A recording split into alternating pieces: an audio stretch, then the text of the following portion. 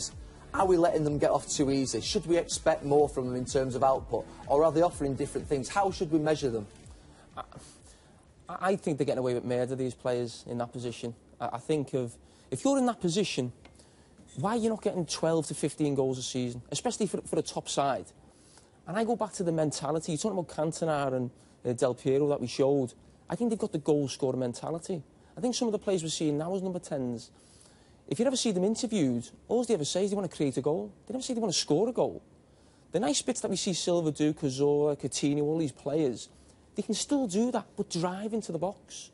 Silva's goal comes from driving into the box. He picks the ball up in that area.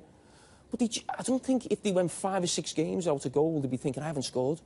I don't think they really care. I think as long as they're getting on the ball, neat and tidy, playing a few nice passes, they're happy. But isn't that because they're more of midfield players, the way Gary described it there, rather than the advanced players they used to be? I agree with Jamie, I have to say, but just playing devil's advocate, we talk about players who control the game. These players now are having...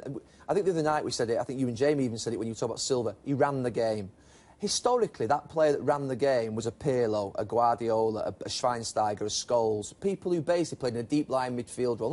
Those players still do run the game, those types of players still run the game at times.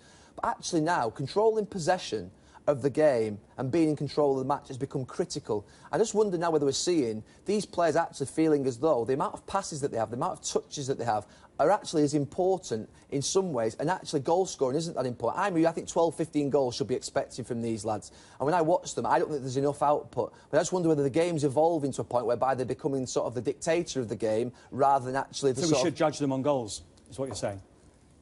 Or shouldn't? I think it's like the centre-half debate earlier on in the season. I think the most important thing is that the team's successful. But how do we measure these players? Is it as a second striker, goals, 1 in 2?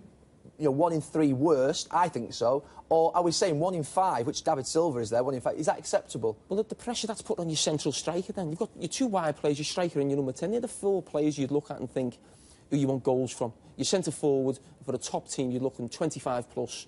Your wide players and number 10, you're looking for, as I said, 12 to 15 goals.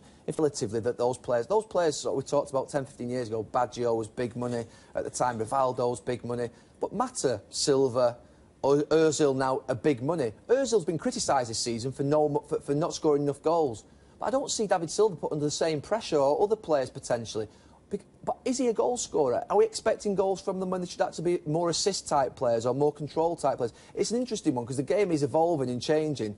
And these types of players we're seeing more and more of where there isn't the same output as you would expect from a second striker 10, 12, 15 years ago. OK, so those are the number 10s.